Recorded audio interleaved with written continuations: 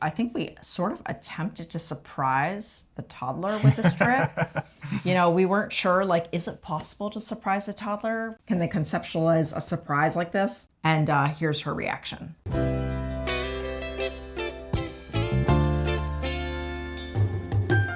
Let's keep unpacking. Travel day, we decided to do something that I don't love doing, but I understand the necessity of it, which is traveling super early. Yeah, it was a 6:30 morning flight. We were up by 3 a.m. Yeah. Yep. So you were helping pack.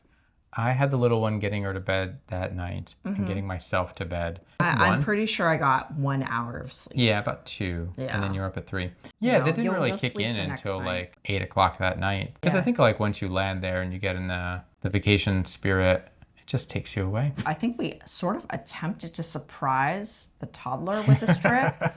We weren't sure, like, is it possible to surprise a toddler? Can they conceptualize a surprise like this? She knew about the trip because it was really hard to not talk about it. Talking over dinner about what we're gonna do, but we didn't tell her when we were gonna go. So we thought, okay, the surprise will be, we'll tell her the morning we're going to the airport. Like, hey, babe, it's 3 a.m.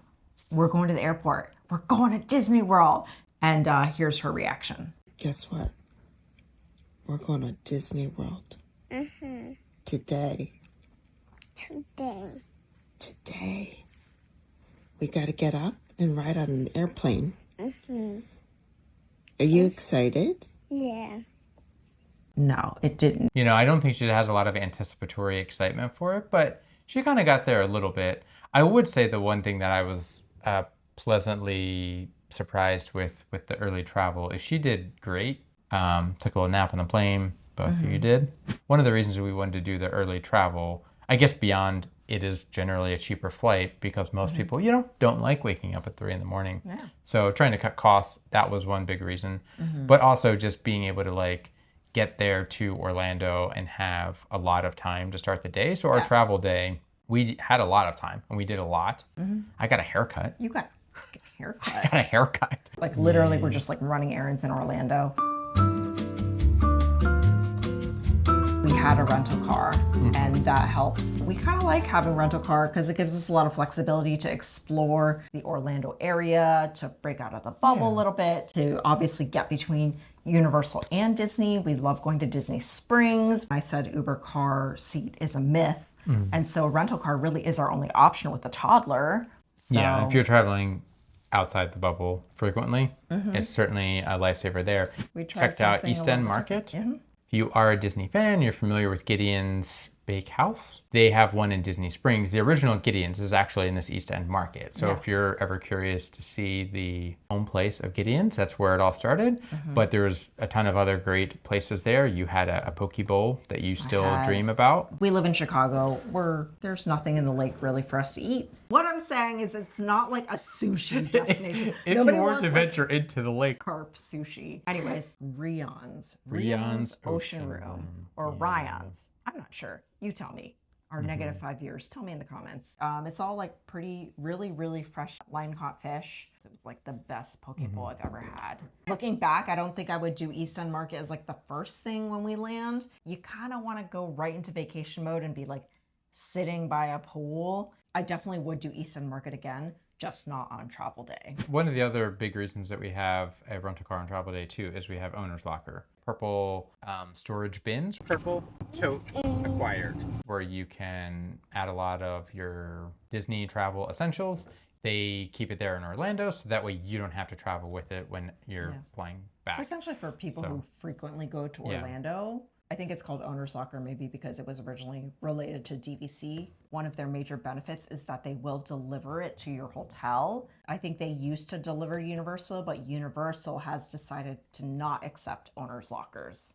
We have to go and pick up the Owner's Locker ourselves. But that's a good reason to have a rental car for us too, is so that way we can go pick up that and then head to the hotel there. Even having to pick it up, I would still say great service and we're still using it and we're renewing it. So you need to tell them like when you're traveling there so they can get it ready for you. And I think there's been some where it's been like fairly last minute. I might have forgotten to tell them. Might have forgotten and got it really last minute and they're super chill about it. So I don't recommend doing that to them. Yeah, don't do that to but them. They Don't don't be do like me. that. If you are a frequent traveler, definitely check them out. We threw in a food shopping trip too. Oh Which we'll come back food to. shopping. Yeah, I know a maybe lot a of good people do transition. grocery deliveries, which is awesome. On Universal, you have to be there to pick up the groceries. At least that's our experience at Aventura. Just be careful, and that's definitely a learning lesson for us of like, if we are doing that, be on the lookout for that call, track the delivery, and be ready to pick it up. Because I had thought, because we've gotten grocery deliveries at other places before, that they would just leave it there or something like that. I didn't think it was going to be that big of a deal. Yeah. It's a big deal. And Universal certainly does not let them leave anything. So, good point. lesson learned. Us just going and shopping for the food just creates less logistical gymnastics. We eventually checked in and then we went straight into the parks. We are Universal pass holders. Our particular pass does allow us to have express after 4 o'clock. We went in around 4 and got to catch the Mardi Gras parade, which was pretty cool. Didn't realize how much the toddler would love catching beads. She didn't catch a single bead, but she got very excited for me to hand her beads and then quickly put them over her head. You don't typically associate like Mardi Gras with kids, or at least I don't. I've never seen kids go so like rabid over free necklaces. There were kids darting after these necklaces. They can't play the height game. There's some tall people near the barricades, the barriers there, catching all the beads. The little ones need to do it their way, and that is anything that hits the ground is their territory. Yeah, that was our day. It was awesome. We rode the ET ride. I think that's Just caught it a day. our ideal travel day. How would we do it differently next time?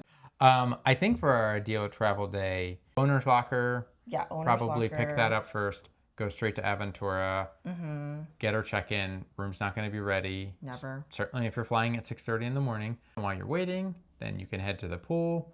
We're probably hungry. Didn't have a sufficient breakfast. It's around lunchtime by the time we're like on property. I think if we're by the pool, you can just get like pool nachos. That's true. Pool nachos. I mean, there's food Yeah. at the pool. Aventura's pool is not the best.